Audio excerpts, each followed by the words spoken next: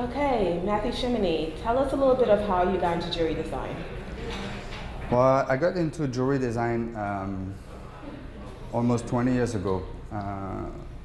When I was 18 and a half, 19, I went to New Mexico to visit a great aunt of mine.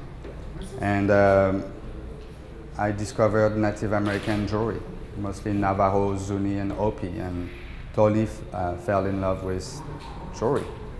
And so I met few people who slowly showed me how to do stamp work or inlay bracelets. And for almost 7 years, I was learning how to do all those techniques. And that's really how I got into it. For a while I stopped and I was doing mostly photography.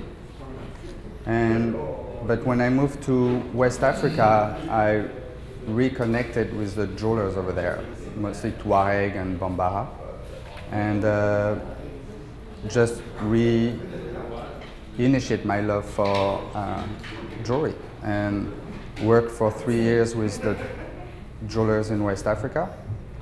And when I moved after that to Canada, I decided to do a jewelry school. Okay. So I did to get more classical side of it and not only, yeah. So I did a school for a year and a half. And since that, keep making jewelry and yeah. So what inspires your designs? You have some very interesting creations there. Well, this line is more like a recycled kind of line of jewelry I did. I like the idea of mixing jewelers to do a piece, let's say. Right now I'm doing a project in West Africa where some of the jewelry are going to be made between Canadian jewelers and African jewelers. That was the first idea of it. The second part of it is to recycle the old pieces. So I got a lot of old molds from retired jewelers, which a lot of the times they throw away or sell at auction. And so I used some of those molds to inject waxes and to build pieces, and tried for each of them to get a little bit of a story. I mean, by example, there is this bracelet, which is, I try to put together a lot of pieces on love. And so they're all like old pendant and things like that. And always a little sentence. This one says, "I will love you until I don't," which to me is totally the truth. It's living in the present. And yeah. And the necklace? Well, the necklace, it's really, I got from another place a lot of ring. So I thought, okay, I'm going to do a piece with rings. And so I did a little necklace with, I don't know how many, 150 rings, and I set all the stone on it, semi-precious stone. So that was more like, you know, a game. I played with it.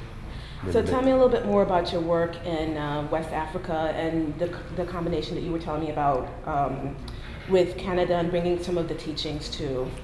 Well, in West Africa, I learned so much, and for me, at one point I thought I needed to give it a little bit back from what I got. So I'm working in collaboration with few jewelers in Niger, Mali, and Guinea.